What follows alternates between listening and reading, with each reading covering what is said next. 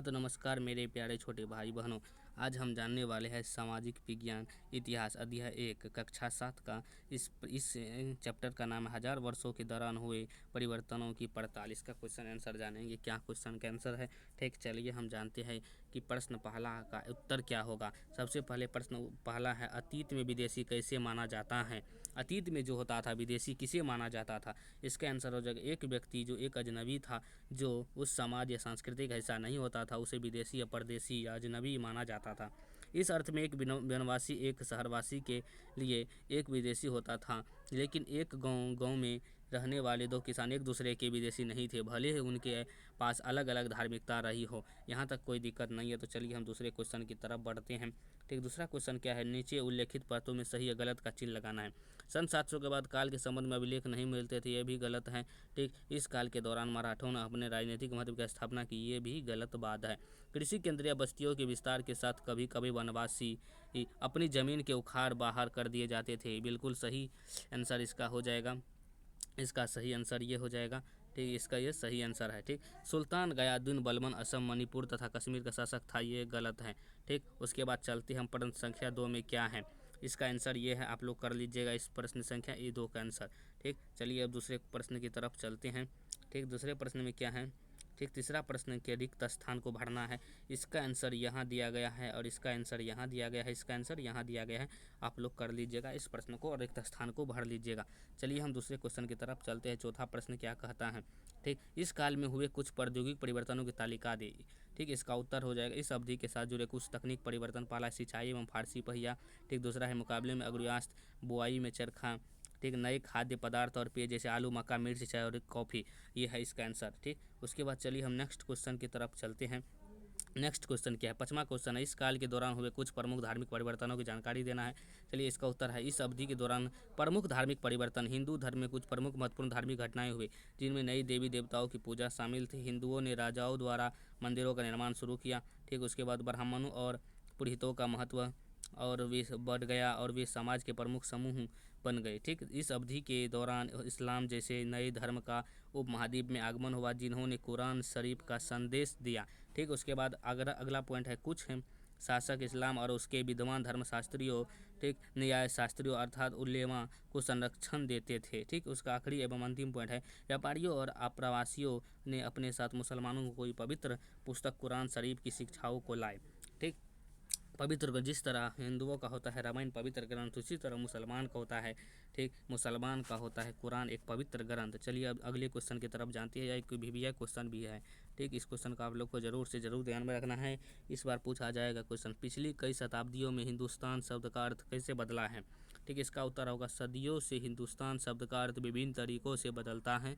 13वीं में जब फारसी के इतिहासकार मिनहाज ए सिराज ने हिंदुस्तान शब्द का प्रयोग किया था, तो उसका आशय पंजाब, हरियाणा और गंगा यमुना के बीच में स्थित इलाकों से था। उसने इस शब्द का राजनीतिक अर्थ उन इलाकों के लिए इस्तेमाल किया जो दिल्ली सुल्तान के अधिकार क्षेत्र में आते थे। सुल्तान के प्रचार के साथ साथ इस शब्द का अंतर्गत आने वाले क्षेत्र भी बढ़ते गए, लेकिन हिंदुस्तान शब्द में दक्षिण भारत का समावेश कभी नहीं हुआ। इसके विपरीत 16वीं सदी के आरंभ में बाबर ने हिंदुस्तान शब्द का प्रयोग इस उपमहाद्वीप के भूगोल, पशु पक्षियों और यहाँ के निवासियों की संस्कृति का वर्णन करने के लिए किया।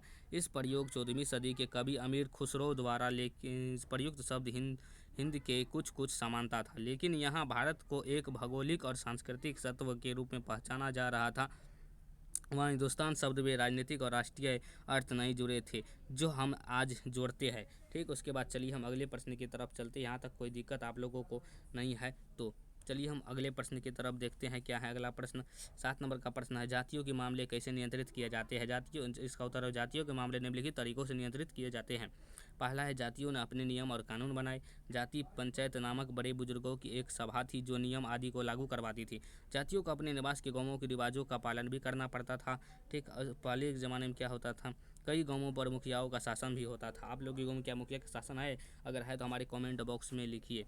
चलिए हम अगले क्वेश्चन की तरफ चलते हैं। सर्व क्षेत्रीय साम्राज्य से आप क्या समझते हैं। इसका उत्तर हो जाएगा, सर्व क्षेत्रीय साम्राज्य का अर्थ वह साम्राज्य है जो अपने क्षेत्र को पार कर और कई अन्य क्षेत्रों में फैल जाते थे। चोल, खजली, तुगलक और मुगलों जैसे राजवंशों ने अपने साम्राज्य को सर्व क्षेत्रीय साम्राज्य तक बढ़ाया।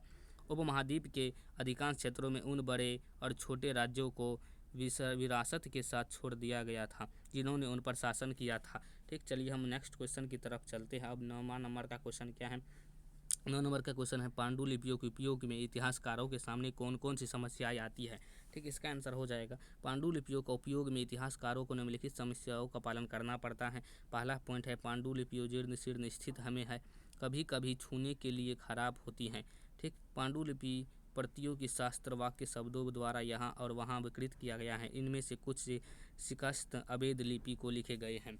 ठीक, इसका ये आंसर हो जाएगा। आप लोग इसके हम पूरा प्लेन कर दिया, आप लोग यहाँ से क्वेश्चन को अच्छा से लिख सकते हैं फ्रेश में। ठीक, अब चलते हैं हम 10 नंबर का क्वेश्चन क्या है देखते हैं। ठीक, इतिहासकार अतीत को काले युगों में कैसे विभाजित करते हैं? इस कार्य में उसके सामने कई कठिनाई आती हैं। इसका आंसर हम जानते हैं। चलिए, इतिहासकार अतीत निरंतर के आधार पर साथ ही साथ आर्थिक और सामाजिक कारणों के आधार पर अतीत के विभिन्न पलों के प्रमुख तत्वों को चित्रित करते हैं। यह निरंतर अगर आपके आधारित है सिक्के, शिलालेख, वास्तुकार, पाठ्य रिकॉर्ड। ठीक, इतिहासकारों को बहुत सारी समस्याओं का सामना करना पड़ता है क्योंकि समय ही विचार और विश्वासों की दृढ़ता और परिवर्तन में सामाजिक और आर्थिक संगठन में बदलाव को दर्शाती है। पहला पॉइंट ये है।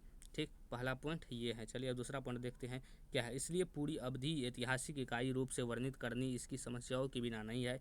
ठीक, उसके बाद है, आधुनिकता भी भौतिक प्रगति और बौद्धिक उन्नति की भावना रखती है। समय के अध्ययन को अतीत को बड़े खंडों में विभाजित करके कुछ हद तक आसान बना दिया जाता है जिसमें से साझा विशेषताओं का समावेश होता है, लेकिन ऐसा करने में उन्हें मुश्किल की सामना करना पड़ता है क्योंकि असंतोष मौजूद था। सामान्य रिकॉर्ड में भारी वृद्धि हुई। ठीक, यहाँ तक कोई दिक्कत नहीं है। तो चलिए आगे चलते हम।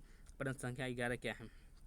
ठीक, प्रश्न संख्या 11 है। ठीक, प्रश्न संख्या 11, अध्याय में देखे कि मानचित्र 1 मानचित्र 2 में उपमहाद्वीप के मानचित्र करें, तुलना करें और दोनों के बीच जो उप असमानताओं मिलती है तो उसकी सूची बनाइए और उसमें लिखिए। हम लिख दिए हैं दोनों, इसको आप लोग कर लीजिएगा अच्छा से, कॉपी में लिख करके तैयारी कर लीजिएगा इसका। चलिए हम आगे बढ़ते हैं, क्या है देखते हैं। आखिरी एवं अंतिम क्वेश्चन ये है, बहुत अच्छा क्वेश्चन ये है। ठीक, ये क्या है? पता लगाइए कि आपके गांव शहर में अभिलेख रिकॉर्ड कहाँ रखे जाते हैं। इन अभिलेखों को कौन तैयार करता है? क्या आपके गांव में कोई अभिलेखकार है? उसकी देखभाल कौन करता है? वहाँ किस तरह की दस्तावेज संग्रहित हो, उनका कौन कौन लोग करते हैं? ठीक, चलिए हम देखते हैं। हमारे गाँव में पंचायत घर रिकॉर्ड रखे जाते हैं। ग्राम सेवक एक सरकारी कर्मचारी इन अभिलेखों को देखते हैं। हाँ, एक कमरा है जिसमें हमारे गांव के बारे में बहुत सारे पुराने रिकॉर्ड है। सभी रिकॉर्ड सरपंच गांव के मुखिया द्वारा प्रबंधित किए जाते हैं। गांव की भूमि, जन्म और मृत्यु की तारीख, स्वास्थ्य केंद्र का डेटा, गांव में सार्वजनिक संपत्तियों की गिनती आदि से संबंधित दस्तावेज संग्रह में संग्रहित किए जाते हैं। ग्रामीण आवश्यक के अनुसार इसका उपयोग करते हैं। जरूरत के मुताबिक ग्रामीणों को इन अभिलेखों के आधार पर प्रमाण पत्र जारी किए जाते हैं। उम्मीद करता हूँ कि यहाँ तक में आप लोगों को कहीं पर कोई दिक्कत नहीं हुआ होगा। अगर आप लोग हमसे जुड़ना चाहते हैं तो हमसे जुड़ना चाहते हैं तो हमारे चैनल को सब्सक्राइब कर ले। ठीक, हमारे चैनल को सब्सक्राइब कर ले और बेल आइकन को दबा दीजिए जिससे आपके पास जो भी हम वीडियो डालें, 7th क्लास हम वैसे सभी वीडियो डालते हैं और 7th क्लास का जितने भी क्वेश्चन आंसर है हर विषय का तैयारी कराएंगे। आप लोग हमारे चैनल को सब्सक्राइब कर लीजिएगा और एक लाइक और एक कमेंट कर दीजिएगा। अगर वीडियो अच्छा लगा तो अपने दोस्तों को भी शेयर कर दीजिएगा।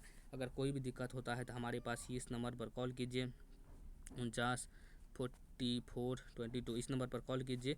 ठीक, हम आपकी सहायता करेंगे। अगर जो भी दिक्कत है हमारे कमेंट बॉक्स में लिखिए क्या दिक्कत है। जो भी जिस क्वेश्चन पर डाउट है उसको हम तैयारी कराएंगे। आप लोगों को और किस टॉपिक पर वीडियो चाहिए, अगर किसी टॉपिक पर वीडियो चाहिए तो हमारे कमेंट में लिखिए, हम ज़रूर पढ़ेंगे और उस टॉपिक पर वीडियो बना के देंगे। चलिए धन्यवाद, जय हिंद, जय भारत। आप लोग पढ़ते रहिए, मुस्कुराते, हंसते रहिए, मुस्कुराते रहिए, पढ़ते रहिए। ठीक, चलिए धन्यवाद, जय हिंद, जय भारत।